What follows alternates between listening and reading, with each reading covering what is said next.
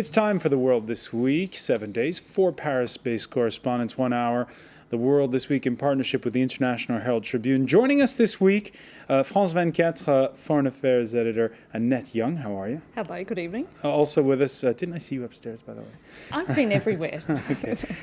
With us as well, the new kid on the block, we can call him, I guess, Ron Linker, who, until what you say, 8 weeks ago, you were the Washington correspondent for Dutch public broadcaster NOS, and now you're the Paris one. Yes, thanks for having me. Welcome to the French capital.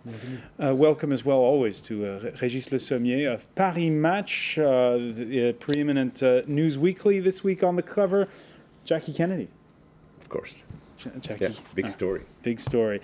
And let's also welcome Franco-Syrian photojournalist Amar Abed Rabo, who's just back from 3 weeks in Tripoli. We'll get to that in a moment.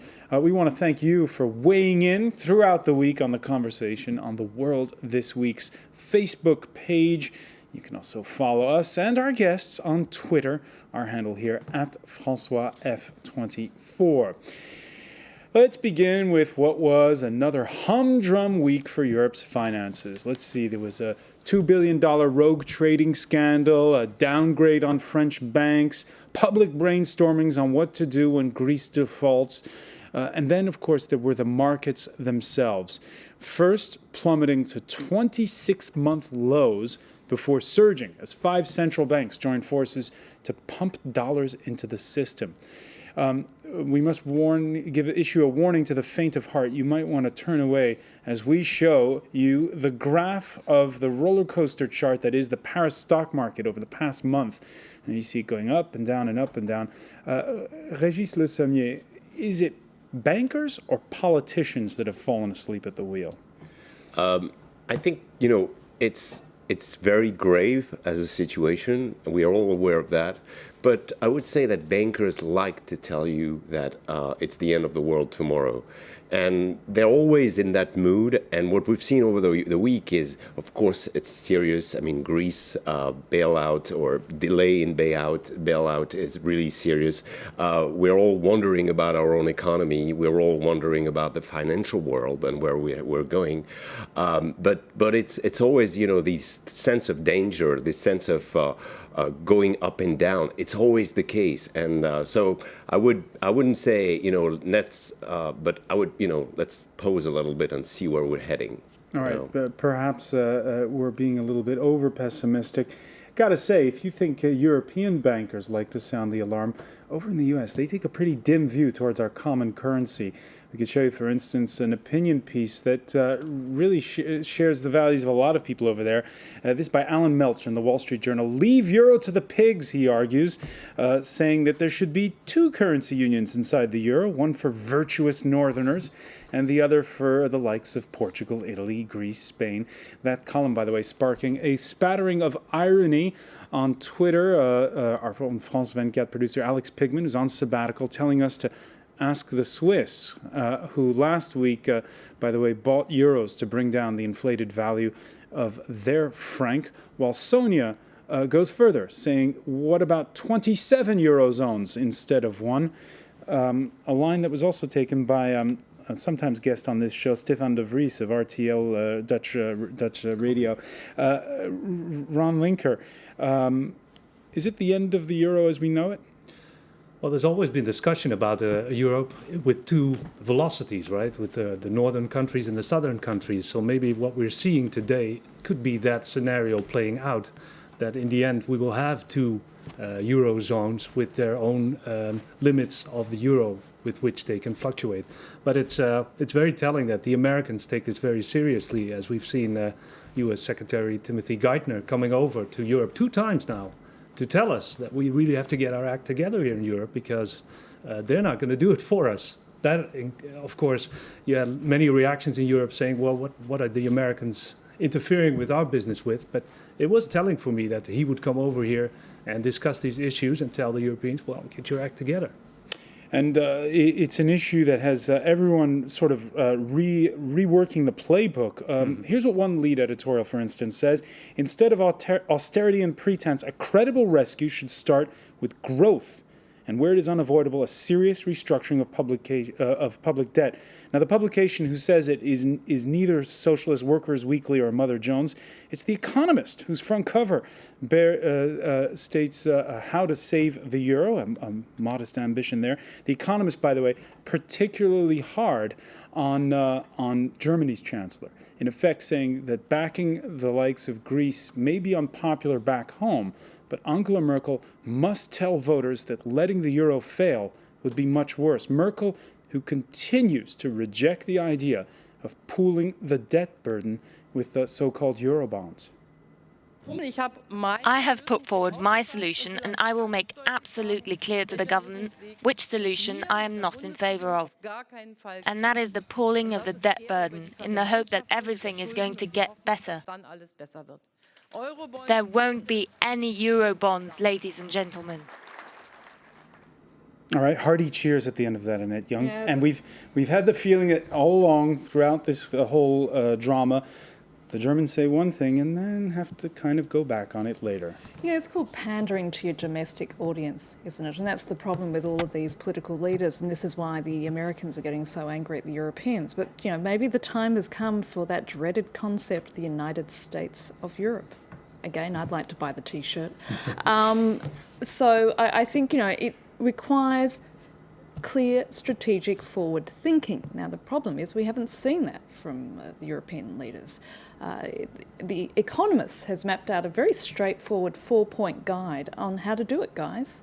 And you know, one of them, of course, is dealing with the Eurobonds issue, sort of ramping up the European Parliament, taking responsibility, getting to the point that even those countries which are not Eurozone members as such, or who use the euro, such as Sweden and so on, having, making them feel like they're on the outer as opposed to being a part of the inner core. So yes, I think it's a sad reflection of a lack of clear thinking on the part of Europe's politicians. Now, if Europe's leaders need a morale boost, may we suggest a jaunt to scenic Libya?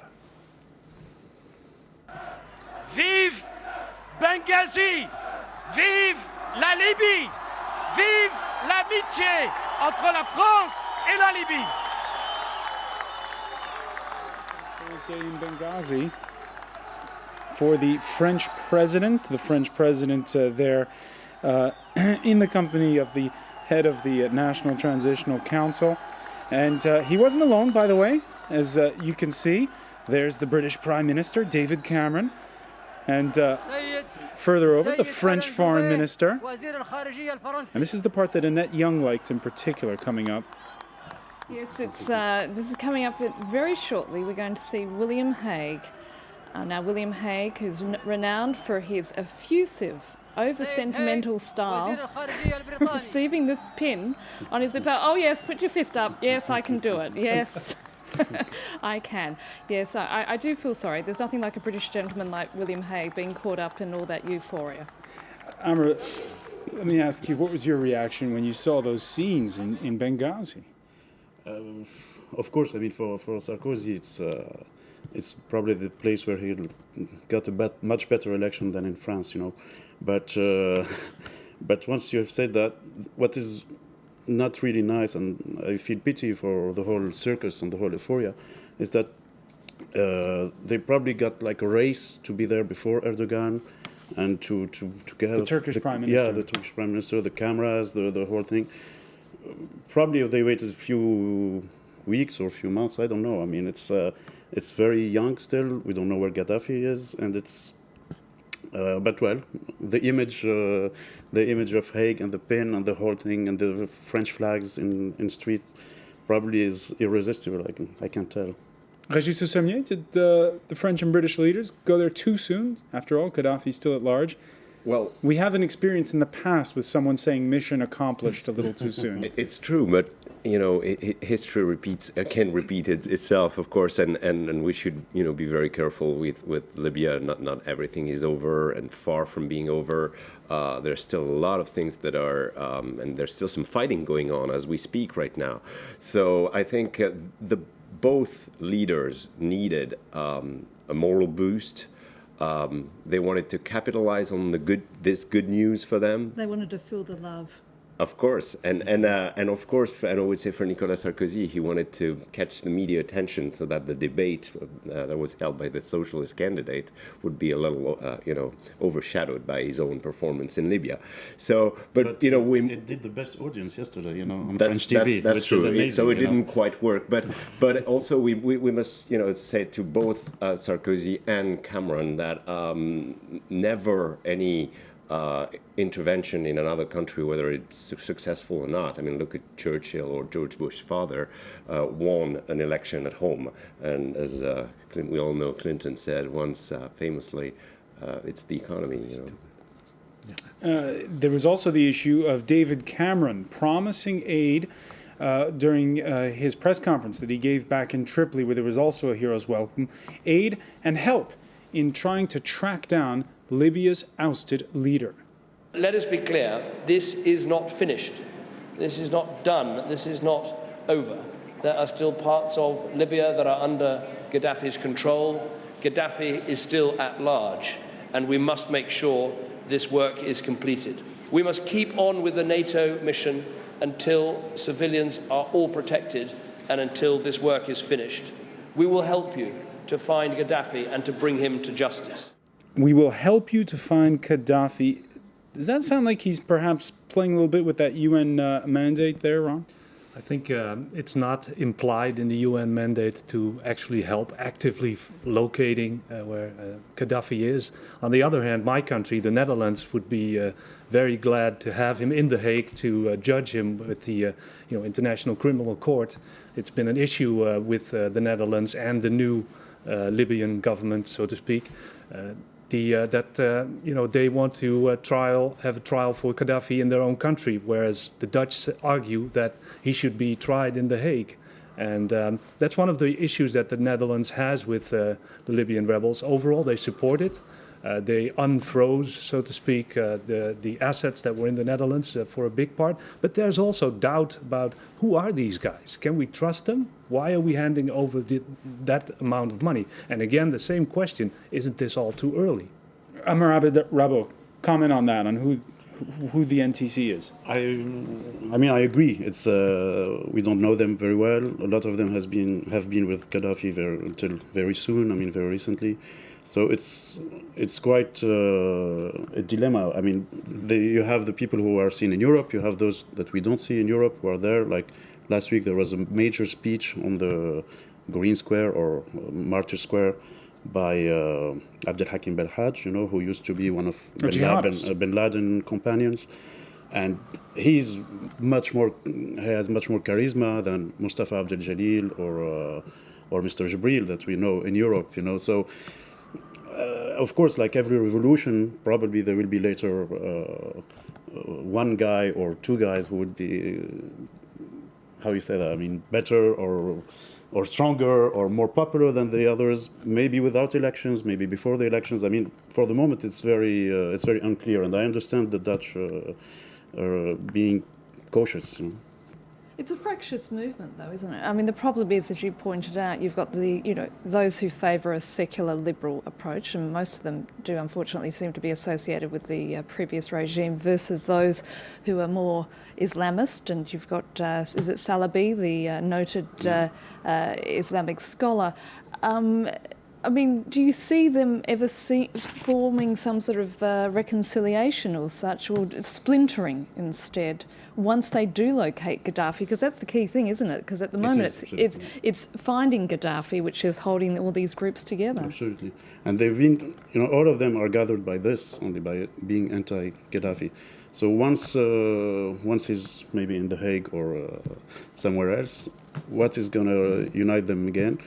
I don't know. It's very unclear for the moment. What is really surprising is that the Libyans are not that in favor of an Islamic state. They're not that much. However, the Islamic law will be at the base of the constitution. Yes, of course. A lot of them talk about Islamic law. And unfortunately, like what happened in Iraq a few years ago, the idea of the secular state is now linked to dictatorship. They think that if you are secular, if you are against God, if you're laïc, laicist, then secular, then you're against. Then you're linked to the dictatorship, So you've got, which is got not a choice, which is to go down the path of going like the way in which Turkey has, which is democratic Islam, versus something like Iran. All right. I think somewhere in between. We had the feeling when we talk with people there that they are very much into not Turkey, but they like, for instance, Emirates or Qatar. Qatar, of course, is very present. So, like a Western society where Islam is very present, but where accepted by the whole world. But of course, I'd say that human rights would be less respected than in Turkey, where they're not that much, but it's better than the Gulf area usually. We're going to pick up also on the point that you made about the sort of competing benefactors to the Libyans and to really the Arab Spring. Following Cameron and Sarkozy into Tripoli was Turkey's prime minister this Friday, whose moment of glory, you might say, came Wednesday. Recep Tayyip Erdogan getting what was described as a rock star welcome in Egypt, talking like the standard bearer of the Arab Spring, saying the Syrian people do not believe in Assad, nor do I, but also hitting out at Egypt's neighbor to the right. There are some countries in our region that will not be able to read and see the changes that are taking place here. First among those is Israel. There is no doubt that we will not stay silent when faced with the obstruction of stability in the region. And I believe that standing hand in hand, we can establish peace in the region. Tough talk. Is it just rhetoric? We'll find out when the World This Week continues.